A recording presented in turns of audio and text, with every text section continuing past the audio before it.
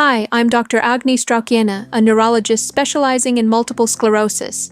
Today, I'm excited to share some advancements in MS treatments from the ECTRIMS 2025 conference. Have you ever wondered how immune cells react to multiple sclerosis treatments? Today, I'll take you on a fascinating, animated journey into the world of cells, how they behave, respond, and transform with therapy. Let's discuss about one of the most talked about treatment topics at ECTRIMS 2025, BTK inhibitors, or Bruton's tyrosine kinase inhibitors.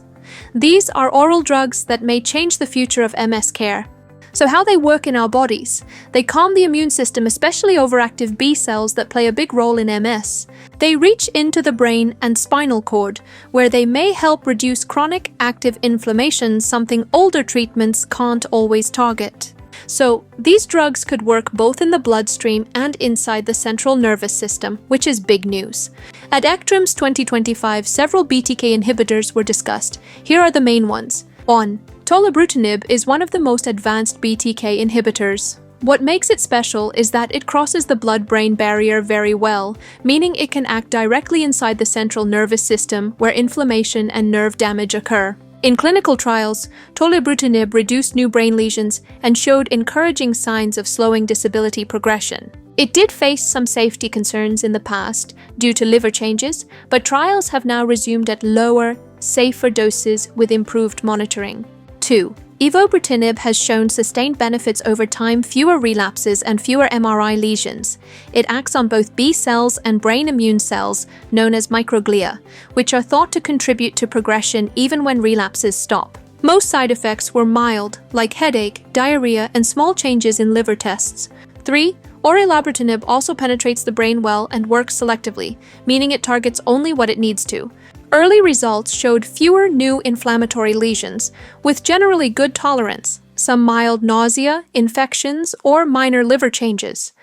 4. Remibrutinib stands out for its twice-daily dosing and quick action. It's been shown to reduce relapses and new MRI lesions, making it a convenient and effective oral option. Reported side effects were mild, mainly headache, rash, and fatigue. 5. Fenebrutinib takes a broader approach. It doesn't just act on B cells, it also targets myeloid lineage cells, which include microglia, the brain's resident immune cells. You can think of microglia as the brain's internal housekeepers. They clean up damage, but when they become overactive, they can fuel ongoing chronic active or smoldering inflammation.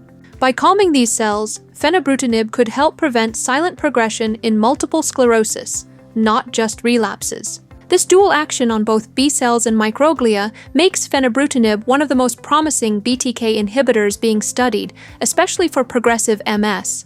It's also been generally well tolerated, with mild infections and headaches reported. Unlike many current MS treatments that suppress the immune system broadly, BTK inhibitors may be more targeted. They could reduce relapses, prevent new brain lesions, slow down silent progression, offer oral dosing with fewer clinic visits, and possibly help with chronic active MS, the slow-burning type that doesn't show up as clear relapses. These drugs are still being studied, but we're moving closer to having options that work deep in the brain, something we've never had before. BTK inhibitors generally appear safe, but because they act on the immune system, we still watch for liver changes, mild infections, headaches, and gastrointestinal symptoms. Long-term safety is still being studied.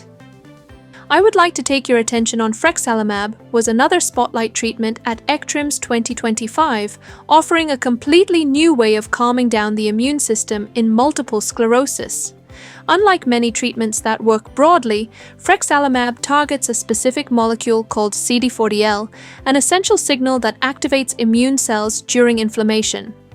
By blocking this signal, Frexalimab helps reduce the autoimmune attack on the brain and spinal cord. In clinical trials, it showed impressive reductions in new brain lesions and signs of ongoing inflammation by over 85% in some patients. Importantly, it's a non-depleting therapy, meaning it modulates the immune system without wiping it out entirely. That could mean fewer infections and potentially a better safety profile. Side effects were generally mild, with headaches and minor infusion reactions being the most common. As more results emerge, Frexalimab is shaping up to be a promising option for people looking for effective, targeted control of their multiple sclerosis with a lower impact on their immune defenses. Interestingly, researchers shared promising findings from a trial combining two well-known medications, Clemastine, an antihistamine, and Metformin, a diabetes drug with regenerative properties. Together, these two medications appear to stimulate the body's own oligodendrocytes, the cells responsible for creating new myelin, the protective coating around nerves, showing potential despite still being in experimental stages. But what really got attention was their effect on the optic nerve, which is often affected early in MS. Participants who received the combination showed measurable improvement in visual evoked potentials, or VEPs. This test tracks how quickly signals travel from the eye to the brain. In MS, that signal is often delayed due to demyelination. After treatment, these signal delays improved, suggesting actual repair of damaged myelin in the optic pathways. One of the most striking updates at ECTRIMS 2025 came from the long-term outcomes of stem cell therapy, specifically autologous haematopoietic stem cell transplantation for people with aggressive forms of multiple sclerosis. Compared to standard disease-modifying treatments, stem cell therapy showed a dramatic reduction in disability progression. After 10 years, only 10% of patients treated with stem cells experienced worsening disability from progression, compared to nearly 50% in those on conventional treatment. Even relapses were nearly eliminated. Only 7% had a relapse over 10 years, versus 81% in the control group. Importantly, AHSCT almost completely prevented new disability that accumulated independently of relapses. It also kept more people in a no evidence of disease activity state called NEDA3 for years. The treatment was particularly effective in younger patients with lower disability scores at baseline. There were no deaths or cases of cancer during follow-up, although a small percentage developed autoimmune disorders. This data reinforces that, for the right patients, AHSCT is not just an experimental option, it's a powerful intervention that can halt inflammation, prevent progression, and even potentially change the trajectory of the disease. But identifying who might benefit most based on age, baseline disability, and risk markers will be key to offering this treatment earlier and safely.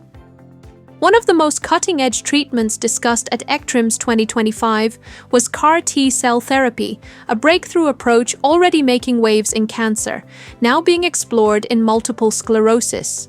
CAR stands for chimeric antigen receptor. In this therapy, a person's own immune cells are taken out, reprogrammed in a lab to specifically target the B cells that drive MS inflammation, and then infused back into the body. In a small early-phase trial conducted at Stanford University, this therapy was tested in people with progressive multiple sclerosis.